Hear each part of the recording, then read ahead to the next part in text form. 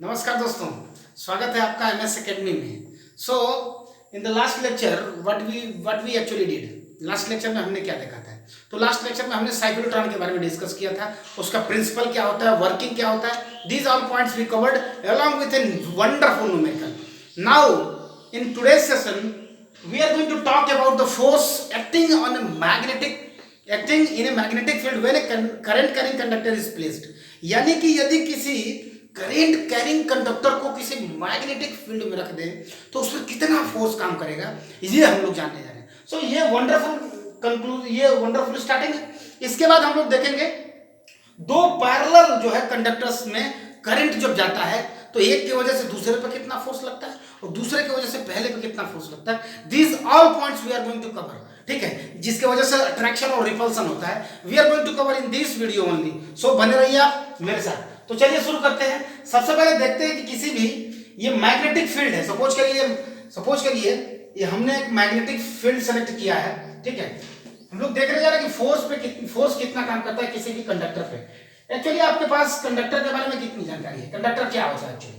तो कंडक्टर जो है पॉजिटिव और नेगेटिव चार्ज होता है। पॉजिटिव चार्ज अपने जगह पे बना होता है, नेगेटिव चार्ज जो है इलेक्ट्रॉन होता है वो फ्री होता है। वही जो है इलेक्ट्रिसिटी को एक्चुअली कंडक्ट करता है। जो पॉजिटिव एंड से नेगेटिव एंड की तरफ करंट फ्लो करती है, इलेक्ट्रॉन नेगेटिव एंड से पॉजिटिव एंड की तरफ फ्लो करता है, ये तो आपको पता है। दूसरी बात, यदि सपोज करिए यदि करंट इस डायरेक्शन में फ्लो हो रही है और मैग्नेटिक फील्ड की ये डायरेक्शन है, हमने ये डायरेक्शन मैग्नेटिक फील्ड की रखी है, ठीक है, ये direction, this is the direction of magnetic field की डायरेक्शन है। तो ये यानी कि एक यूनिफॉर्म मैग्नेटिक फील्ड में हमने एक करंट कैरिंग कंडक्टर को यानी कि धारा चालक को एक करंट को कैरी करने, यानी इसमें करंट फ्लो हो रही है।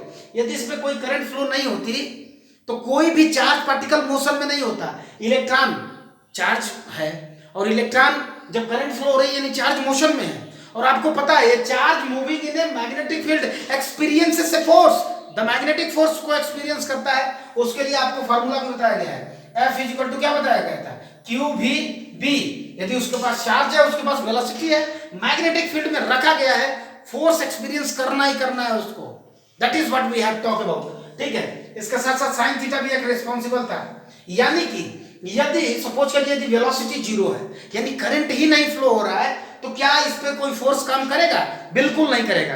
तो हमें जो बात करनी है वो करंट फ्लो हो रहा है उसकी बात करनी है। यानी कि now the current is flowing, यानी electron is flowing in the conductor.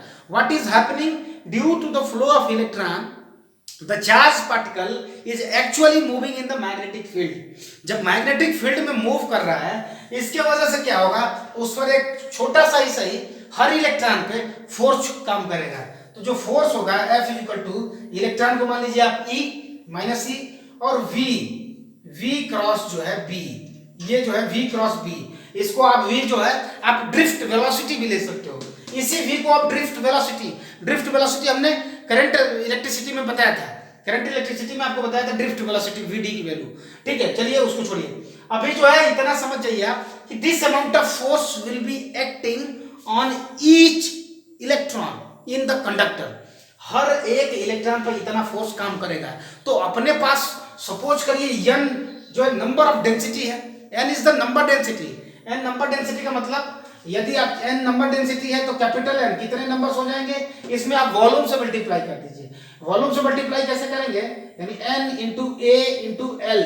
L suppose करिए इसकी लेंथ है, L जो है सपोज करिए लेंथ है और इसका क्रॉस सेक्शन A है, यानी कि ये आपका वॉल्यूम हो गया A इंटू L वॉल्यूम। तो इतने नंबर ऑफ इलेक्ट्रॉन्स हैं। तो इस यदि यानी टोटल जो फोर्स अपना जो लगता है किसी भी कंडक्टर पे, when a conductor is placed in a magnetic field, तो जो फोर्स लगता है F इज इक्वल टू होता है एक्चुअली I करंट, L जो भी अपना L है लेंथ, हम लोग लेंथ ले रहे हैं ना, L क्रॉस B, ये जो है अपना ये है आपका force acting on a conductor. इसका फॉर्मूला होता है ILB।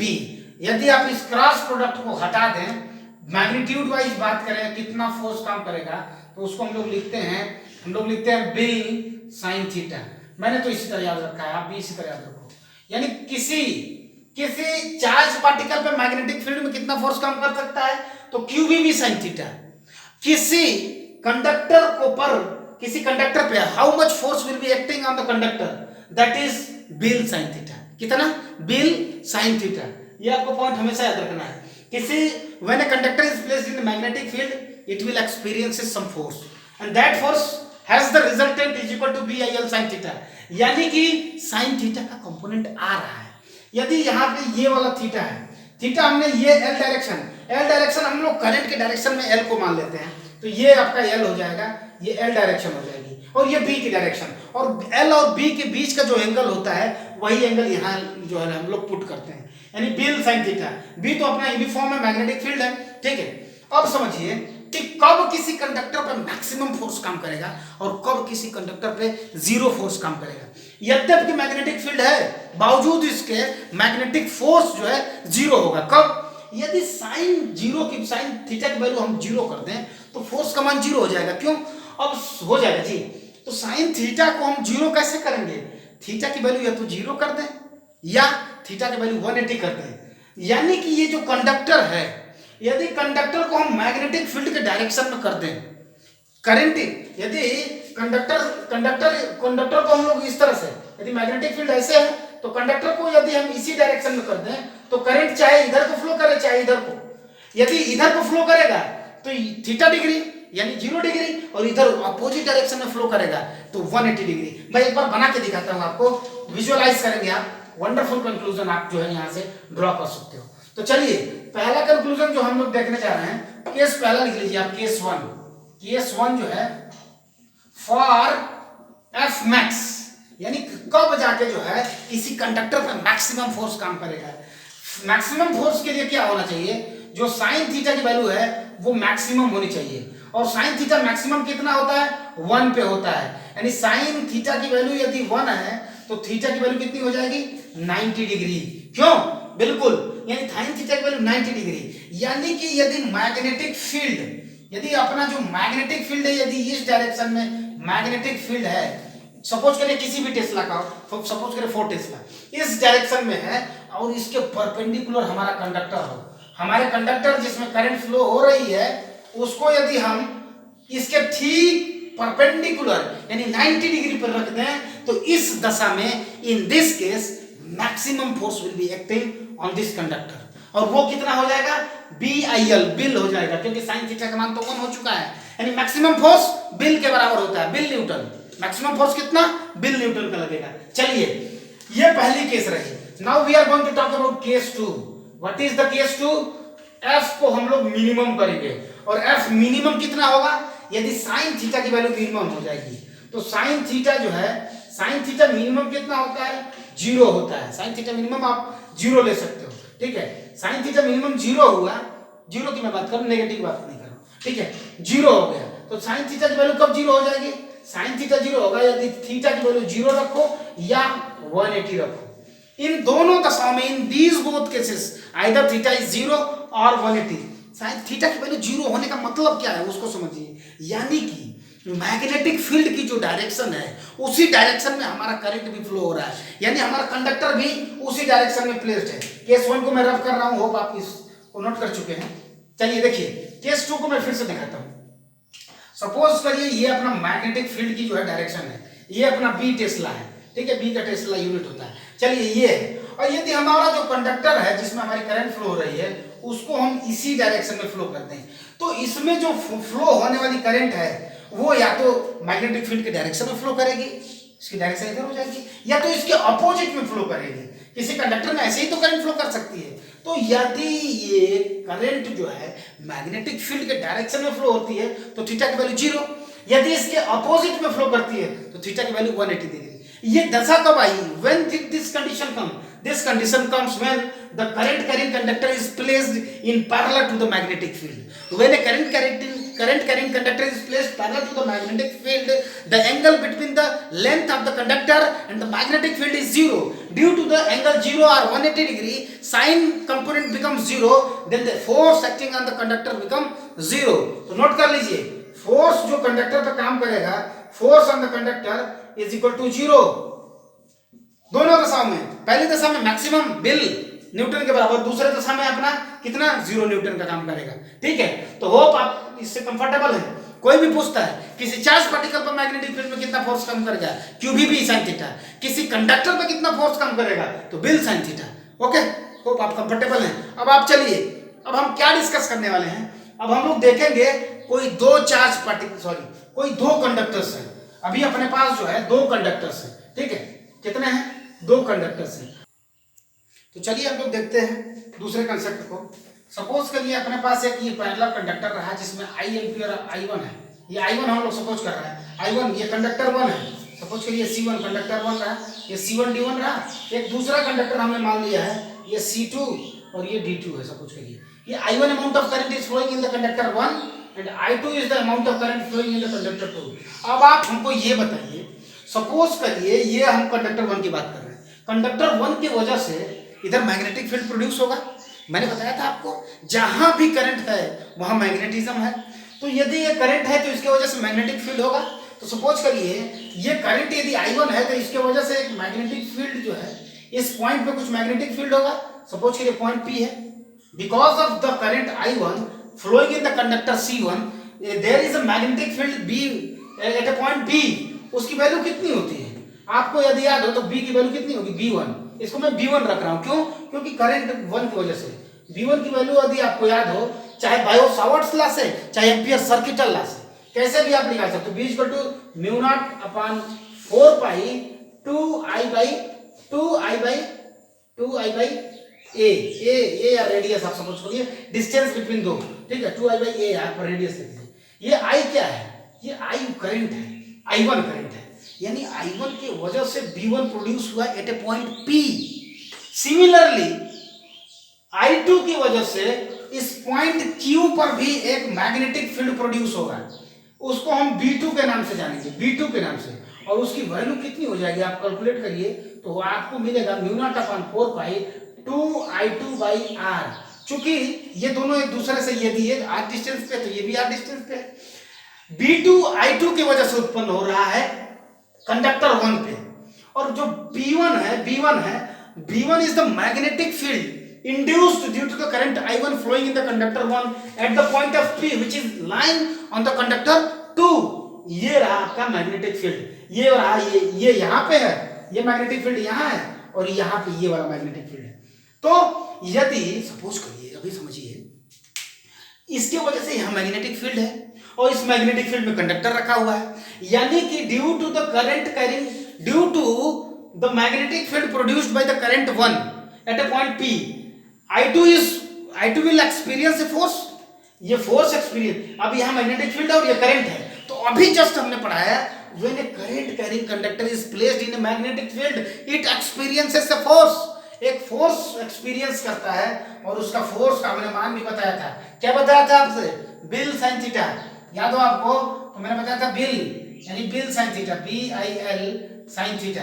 ठीक है, बिल साइन थीटा। चलिए कोई नहीं, अभी जो है ये आपका बिल साइन थीटा के बराबर है। चलिए यदि हम मैक्सिमम की केस करें तो यहाँ मैक्सिमम की वैल्यू 1 हो जाएगी। ठीक है, मैक्सिमम की वैल्यू कितनी हो जाएगी, 1 हो जाएगी। समझिए मैक्सिमम क्यों होगा, क्योंकि अभी जो यहाँ पे जो मैग्नेटिक फील्ड की जो डायरेक्शन होगी वो ब्लैक बोर्ड के इनवर्ड होगी और करंट जो है इस पे फ्लो कर रहा है। तो यानी करंट और मैग्नेटिक फील्ड के बीच का जो एंगल है यहाँ 90 डिग्री बन रहा है, तो sin 90 कितना हो जाएगा, 1। तो maximum force will be applied on the conductor 2 because of the magnetic field produced due to the current I1। चलिए ये आपका रहा बिल साइन थीटा। यदि हम यूनिट लेंथ ले लें, यदि लेंथ जो है हम लोग यूनिट ले लें, यदि यूनिट लेंथ ले लें due to the unit length, तो ये जो f का मान होगा, if length is unit, suppose करिए इफ लेंथ इज यूनिट, यदि हम यूनिट लेंथ ले लें तो f का मान कितना हो जाएगा, b इंटू I1 हो जाएगा। यानी जो F21 का मतलब force acting on the conductor 2 due to the conductor 1। F12 का मतलब force acting on the conductor 1 due to the conductor 2।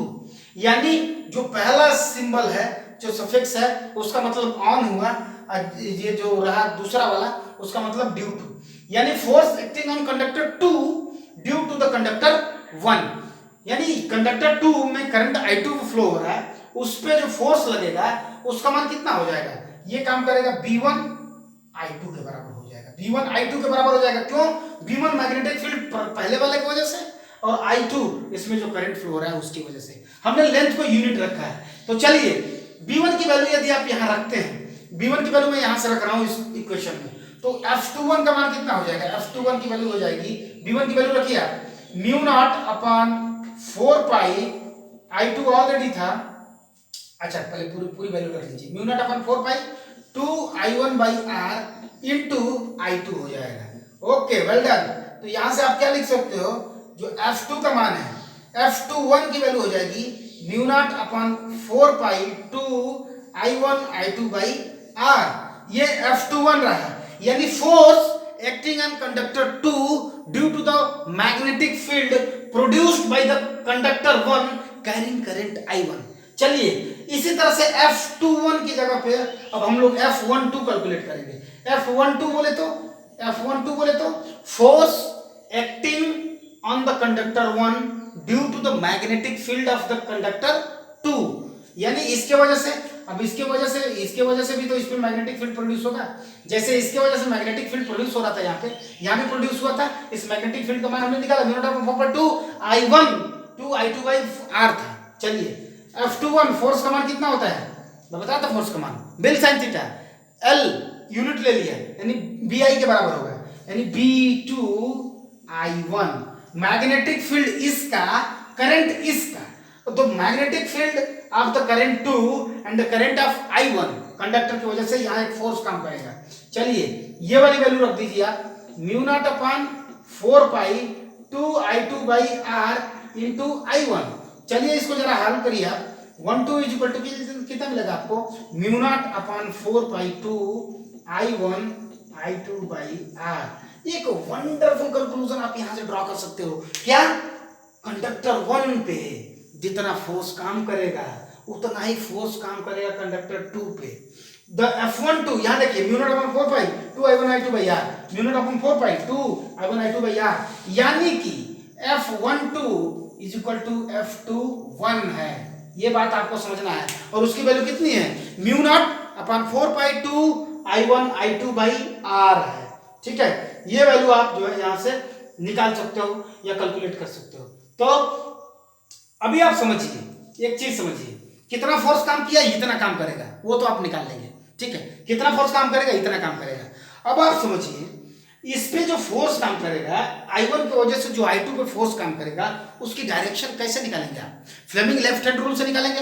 Fleming left hand rule कहता है कि यदि ये मैग्नेटिक फील्ड की डायरेक्शन दे, यदि ये करंट की डायरेक्शन दे, तो ये देगा आपको ये फोर्स की डायरेक्शन देगा। क्यों? चलिए देगा, ये मैग्नेटिक फील्ड की डायरेक्शन दे, ये करंट की डायरेक्शन दे, तो ये फोर्स की डायरेक्शन, यानी कि ये रहा आपका फोर्स का डायरेक्शन, ये है आपका F21 force on conductor 2 due to conductor 1, ये F21 की डायरेक्शन रहा है। हमने फ्लेमिंग लेफ्ट हैंड का रूल का प्रयोग किया, this has been already taught to you. तो फ्लेमिंग लेफ्ट हैंड रूल बताता है कि फोर्स जो है F21 इधर काम करेगा। चलिए यहां पे जो फोर्स काम करेगा F12, उसको भी फ्लेमिंग लगाइए, फ्लेमिंग लगा लिया आपने, ठीक है, फ्लेमिंग लगाया। करंट की डायरेक्शन, करंट ऊपर की तरफ है, मैग्नेटिक फील्ड इसके वजह से किधर है, बाहर की तरफ है, बाहर की तरफ मतलब बोले तो इधर, और इसको आपको उल्टा करना है इस तरह से, ये रहा। ओके वेल डन, ये रहा आपका क्या, मैग्नेटिक फील्ड की डायरेक्शन, ये रहा करंट की डायरेक्शन, तो ये रहा फोर्स की direction. Fleming left hand rule कितना इंपॉर्टेंट है आप समझ जाइए, F12 रहा, यानी कि क्या वंडरफुल कंक्लूजन है, समझ पा रहे हैं आप? यानी कि यदि दोनों कंडक्टर सेम डायरेक्शन में करंट फ्लो हो रहा है तो दोनों में अट्रैक्शन होगा। नोट कर लीजिए इस बात को, वंडरफुल रियली वंडरफुल। क्या है? यदि केस 1 अट्रैक्शन, केस 1 लिखिए, केस 1 आप लिख सकते हो, case 1 when I1 and I2 flow in same direction,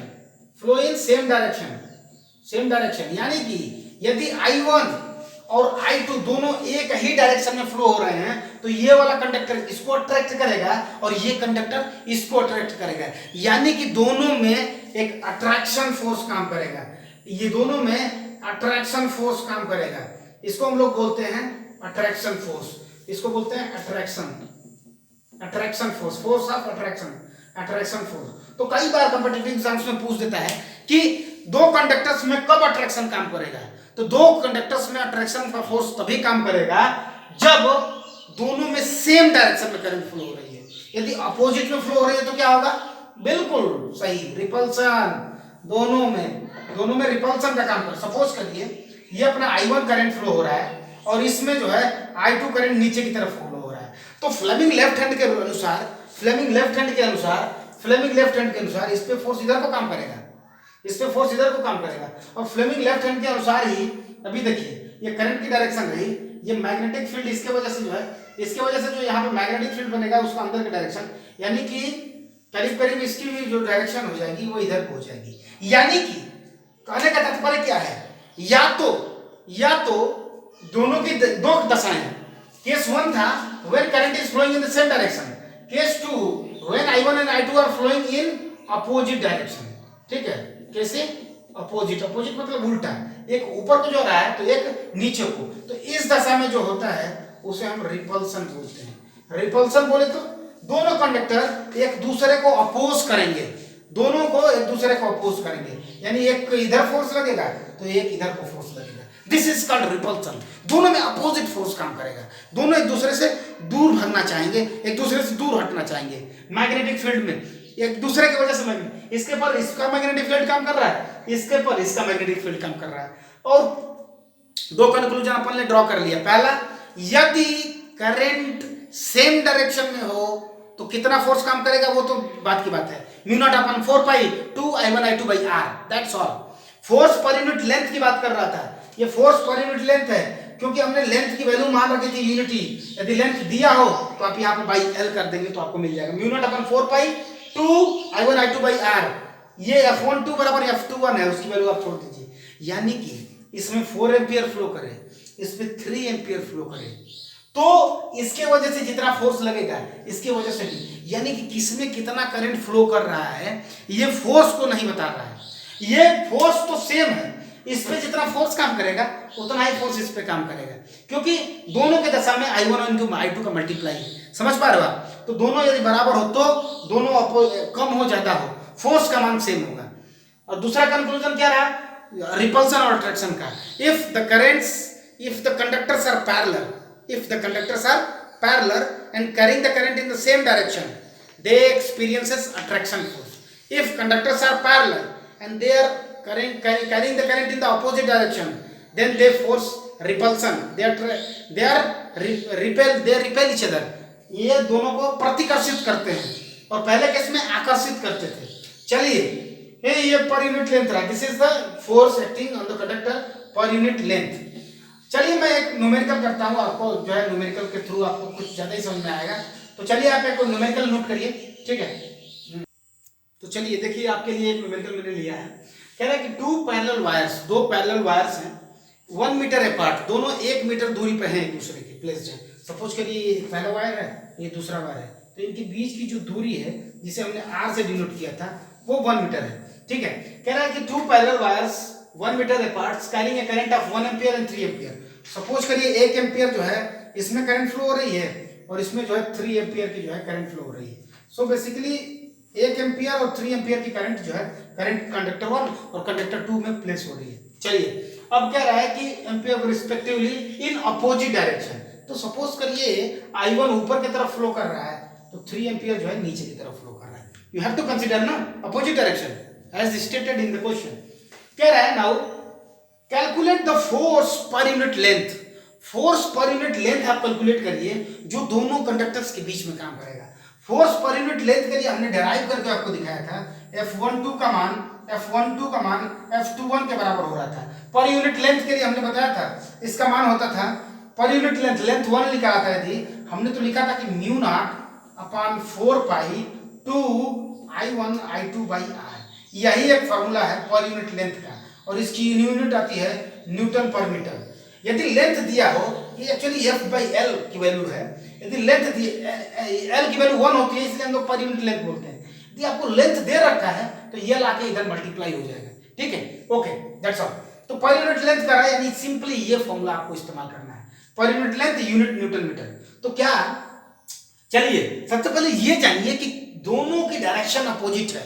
बताइए आप हमको, अट्रैक्शन होगा रिपल्सन, अट्रैक्शन होगा रिपल्सन, रिपल्सन बिल्कुल, क्यों? क्योंकि अपोजिट डायरेक्शन में है, दे रिपेल ईच अदर। चलिए मैग्नीट्यूड भी ज्ञात कर लेते हैं, आखिर कितना रिपेल करेगा, इतना ही रिपेल करेगा। तो एफ का मान आप कितना लिख सकते हैं, एफ बाई एल, पर यूनिट लेंथ कितना हो जाएगा आपका, mu not upon 4 pi. Mu not upon 4 की वैल्यू कितनी होती है, 10 raised to power -7, 10 raised to power -7। Actually mu naught की वैल्यू होती है 4 pi into 10 raised to power -7, और 4 पाई ऑलरेडी है, एक कैंसिल हो जाएगा, तो 10 raised to power -7 2 into I1 की वैल्यू 3 है, सपोज करिए I1 की वैल्यू 1 है अपॉन R, R की वैल्यू कितनी है, R स्क्वायर नहीं था बल्कि R था ना, ठीक है। R की वैल्यू कितनी है आपकी 1 मीटर अपार।